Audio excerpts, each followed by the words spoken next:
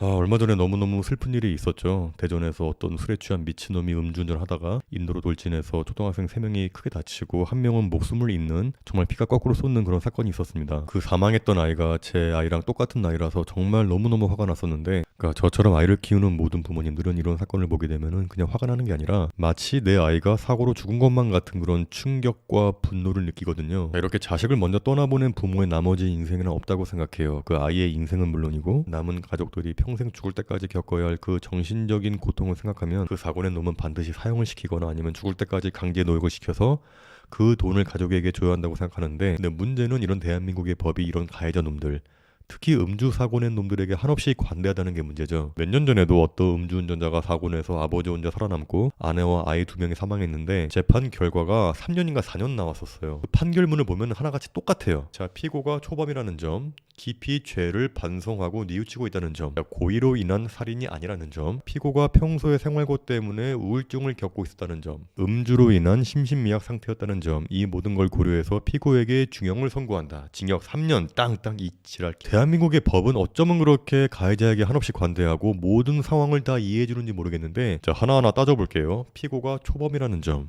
뭐 어쩌라고요? 아니, 음주운전해서 사람이 죽었는데 그 사람이 초범이든 뭐 전과 10범이든 그게 죄의 경중을 따지는 데 있어서 그게 무슨 짓거리인지 모르겠어요. 그냥 초범이라서 징역 50년인데 48년 주는 건 모르겠는데 징역 형량 자체가 확 줄잖아요. 그리고 평소에 피고가 생활고 때문에 우울증을 겪고 있다는 거, 이거 음주운전 사망 사고 재판 판결문에 실제로 있었던 내용이었어요. 그 사람이 생활고 때문에 우울하든 뭐 연애를 못해서 우울하든 그게 도대체 이 인간이 음주를 한 거에 면죄부를 줘야 하는 어떤 상관관계가 있다는 건지 알 수가 없어요. 음주로 인한 심신미약 상태였다는 점, 아니 술 처마시고 사고 쳤으면 가중처벌해야지 왜 심신미약을 들먹이면서 봐주는 건지 저는 죽었다 깨어나도 이해가 안 가고요. 그리고 제일 역 같은 거, 살인의 고의성이 없었다는 점, 저는 이게 가장 큰 문제라고 생각하는데, 아니 술 처마시고 나서 운전대를 잡았다는 것 자체가 이미 누군가를 죽일 의도가 있다라고 보는 게 맞지 않나요? 저 여기 화면 보이시죠? 이 사람이 누구냐면은, 아니 이 사람도 아니죠. 이 개새끼가 누구냐면은 제가 처음에 이야기했던 음주운전으로 초등학생을 사망하게 한 그 인간입니다. 이 장면은 사고 내기 직전에 이 새끼가 어떤 모임에서 술을 진탕 마시고 운전대를 잡기 직전의 모습인데요. 어떻게 이 모습이 살인의 고의가 없다는 거예요? 이건 술 마시고 나서 사람 많은 길거리에서 칼을 막 여기저기 휘두르고 다니는 거랑 똑같은 거예요. 길거리에서 막 칼을 휘두르면은 보고 피할 수 있잖아요. 근데 몇백 킬로그램의 쇳덩어리를 제정신이 아닌 놈이 운전하면서 돌진하면은 그거 사람이 피할 수 있나요? 제 친구 중에 오랫동안 형사를 한 친구가 있는데 강력계 있는 형사라서 정말 별의별 잔인한 사고 현장에 많이 가봤지만 그 중에서도 압도적으로 가장 끔찍하고 처참한 사고 현장이 바로 교통사고 현장이래요. 그 교통사고 사망자의 너무나 끔찍하고 처참한 현장을 보게 되면은 그 트라우마가 몇 달 갈 정도로 너무 끔찍해서, 그리고 그런 끔찍한 교통사고의 원인 90% 이상은 음주운전이고요. 저는 바로 이 부분이 음주운전 사고의 가장 큰 원인이고 동시에 해결책이 된다고 생각합니다. 저 음주운전 사고를 줄이려면은 모든 분들이 하는 말씀이 바로 처벌을 엄청나게 강화해야 한다고 말씀하시는데, 제 생각에도 음주 단속에 걸리면은 무조건 면허정지에 차량 압수, 음주운전해서 인명사고 내면은 최소 30년부터 시작하면은 분명히 확실하게 음주사고는 많이 줄 거라고 생각을 해요. 근데 하지만 그것보다 더 중요한 건 술 마시고 운전대 잡는 것 자체가 이미 예비 살인자라는 인식을 전 사회적으로 심어야 한다고 생각해요. 제 생각에는 술 마시고 음주운전을 시도하는 것 자체가 이미 사람을 죽일 의도가 있는 예비 살인자라고 규정하고 처벌은 물론이고 아예 사회적으로 매장을 시켜야 한다고 생각합니다. 음주운전으로 사고 낸 사람들 아예 인터넷 사이트를 만들어서 신상을 공개하는 게 맞다고 보고요. 그래서 어디에 취업을 하거나 대출 받아야 할 때나 아니면 나중에 결혼할 때도 무조건 이익을 받아야 한다고 생각합니다. 이런 것들을 하기 위해서 가장 중요한 건 일단 이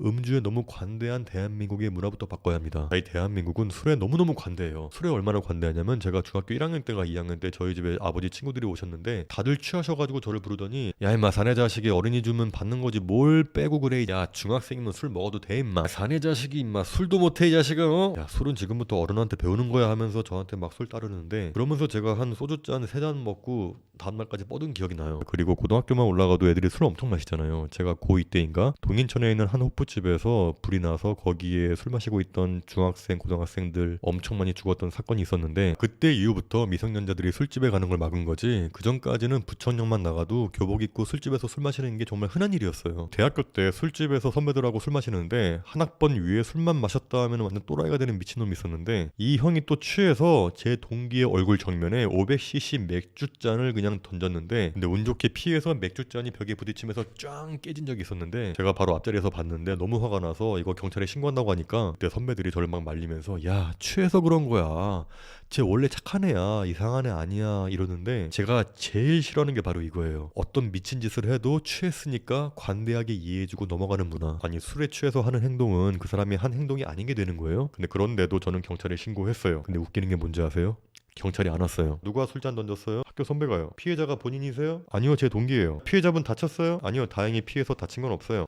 그냥 취해서 싸운 거 가지고 뭘? 그러면 뭐 화해시키시고 나중에 뭐 폭력 사태 발생하면 그때 신고하세요. 경찰의 반응은 이게 끝이었어요. 근데 그런데 다음날 선배들이 절 찾아와서 야 아무리 그래도 같은 학교 선배인데 어떻게 신고를 할 수가 있냐? 너무한 거 아니냐? 야 그리고 네 동기가 먼저 좀 까불었었어 먼저. 아무도 그 형한테 뭐라고 하는 사람이 없고 경찰에 신고한 저와 선배한테 개겼던 제 동기한테만 뭐라고 하는 거예요. 제가 생각하는 반드시 바뀌어야 하는 대한민국의 음주 문화는 이런 취했으니까 그냥 넘어가는 문화라고 생각합니다. 이렇게 술에 취해서 뭔 짓을 해도 다 이해를 해주려는 문화가 있다 보니까 장소 불문하고 여기저기서 너무 술을 마셔야 되는 환경이 되는 거고요. 더 나아가서 술에 대한 위험성도 인식하지 못하게 되고 경각심도 가지지 못하게 되고, 하다 보니까 술 마시고 자연스럽게 운전대로 가도 괜찮다, 그런 인식의 흐름이 되는 것 같습니다. 제가 예전에 LA 살 때 제일 웃기면서도 슬펐던 게 뭔지 아시나요? 이 LA에서는 한국처럼 음주 단속이 별로 없어요. 근데 그런데 유일하게 음주 단속을 하는 지역이 어딘지 아시나요? 바로 코리아타운입니다. 코리아타운은 정말 주기적으로 음주 단속을 해요. 근데도 더 웃긴 게 뭔지 아세요?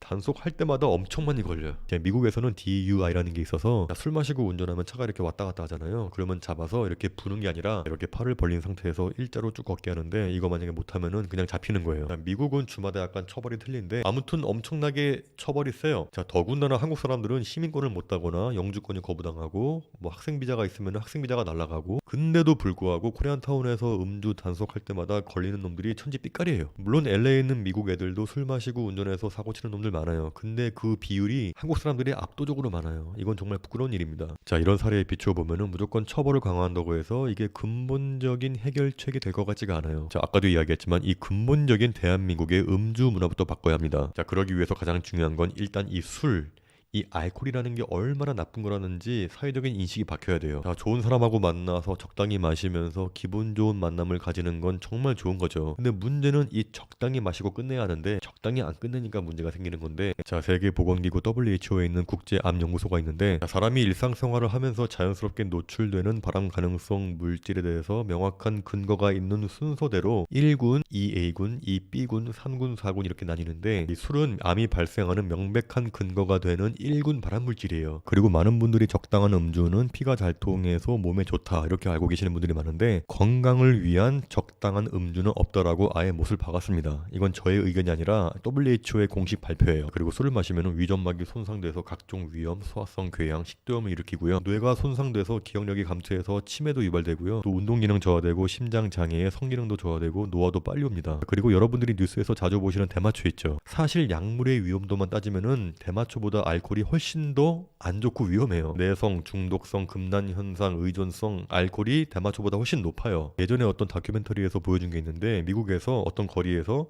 마약에 취해서 사람들이 이렇게 막 비틀거리고 있으면은 사람들이 반응이 무서워, 좀비 같아, 어떻게 저렇게 할 수가 있지 하는데, 근데 술에 취해서 몸이 비틀거리고 길바닥에 쓰러져 자고 있는 사람들을 보면은 저 양반 술 많이 먹었네, 그게 웃고 넘기잖아요. 그리고 한국은 공공장소, 공원, 놀이터, 뭐 심지어 대학 캠퍼스 안에서도 잔디밭 위에서 막 술 마시고 놀잖아요, 애들이. 이것도 정말 위험한 게, 미국에서는 공공장소에서의 음주 행위를 엄격하게 제한하고 있습니다. 이렇게 지붕이 없는 곳에서 술 마시면 절대로 안 돼요. 제가 처음에 미국 갔을 때 술이 뭐라고 이렇게까지 단속을 하나 싶었는데, 살다 보니까 정말 우리가 그동안 술에 대해서 너무 관대하게 살았구나. 보세요, 우리가 뉴스에서 흔히 보는 사건들, 누구를 폭행하고 성폭행하고 성추행하고 소란 피우고 시비 걸고, 대부분의 그 배후에 음주가 있습니다. 음주. 또 게다가 우리는 24시간 어디를 가든지 술을 구매할 수가 있고, 24시간 어디를 가든지 술집에서 술 마실 수 있습니다. 다른 선진국 국가들은 일정 시간이 지나면은 술을 팔 수가 없고요. 술을 마실 수 있는 영업시간도 제한적입니다. 또 뭐가 있죠? 술 못 마시면 약간 찐따 취급하는 문화도 있습니다. 제가 지금까지 사회생활 하면서 어디서 무슨 일을 하든 간에 꼭 저한테 이렇게 물어보는 사람들이 있었어요. 너는 왜 술을 안 마시는 건데? 너는 술 안 마시면 무슨 재미로 사냐, 남자가? 야, 선배가 주면 마셔야지, 야, 고참이 주면 마셔야지, 야, 상사가 주면 주면 마셔야지. 남자가 술 못 마시면 너 사회생활 못한다. 정말 개같은 가스라이팅이죠. 아니 술을 안 좋아해서 안 마시겠다는데 거기에서 남자다운 게 왜 나오는 건지 무슨 연관이 있는지 모르겠어요. 민트 아이스크림을 안 좋아하는 사람에게 야 남자가 민트 아이스크림은 먹을 줄 알아야지 하는 거랑 똑같은 거예요. 전혀 아무런 상관이 없는 쓸데없는 개소리. 지금 20대 친구분들은 잘 이해가 안 가시겠지만은 저희 때만 해도 대학교 신입생 환영회 때 술 못 마시는 친구들한테 억지로 술 먹이는 바람에 사망하는 사고가 매년 몇십 건이 있었어요. 자, 음주운전 하다 걸린 사람들에 대한 인식도 마찬가지예요. 또 많은 분들이 자기가 술 마시고 나서 음주 단속 걸려서 면허정지 먹은 거를 되게 가볍게 이야기를 해요. 아씨 내가 재수가 없어서 걸렸네. 왜 그 시간에 단속하고 지랄들이야? 이렇게 범죄라는 인식이 아예 없는 거예요. 저는 인간관계를 매몰차게 끊는 스타일이 아닌데 이렇게 음주운전을 하고 음주 단속에 걸려서 처벌받은 거를 아무렇지 않게 이야기하는 인간들은 바로 손절합니다. 대놓고 뭐라고 하진 않지만 속으로는 아예 사람 취급을 안 해버려요. 자 그때 이 장소에서 단 한 분이라도 이 사람이 운전 못하게 막았더라면 그런 소중한 한 아이의 생명이 허무하게 끝났겠습니까? 분명히 저 인간이 술 마시고 나서 운전하려고 나가는 모습을 본 사람이 한두 명은 있었을 거예요. 에이 알아서 집에 뭐 잘 갔겠지 뭐 대리 불렀겠지 하면서 안일하게 생각했겠죠. 자 정리하자면 저는 음주운전 사고를 없애는 방법은 처벌을 강화하는 것도 중요하지만 이런 전반적인 음주에 대한 사회적인 인식부터 바꾸는 게 무엇보다 중요하다. 적당한 음주는 인간관계를 부드럽게 만들어주고 일상에 찌든 스트레스를 풀 수도 있는 좋은 존재이기도 하지만 반면에 술은 반드시 몸에 치명적으로 안 좋은 물질이고 언제든 사고를 낼 수 있는 위험한 것이고 또 술을 안 마신다고 하는 사람에게는 절대로 강요해서는 안 된다. 자 술을 못 마시는 사람에게 계속 술을 마시라고 하는 거는 정말 폭력적인 거고 무식한 겁니다. 자 그리고 술을 마시고 하는 나쁜 행동은 봐줄 수 있는 게 아니라 더욱더 가중 처벌을 할 수 있다는 그런 인식. 그런 식으로 대한민국 전반에 이런 음주 문화가 지금보다 훨씬 더 엄격해질 필요가 있다. 그리고 음주운전을 하는 사람들을 반드시 개새끼 취급해주는 문화도 필요하고요. 음주운전 사고를 없애는 데 있어서 처벌을 강화하는 것보다 훨씬 더 중요하다고 생각합니다.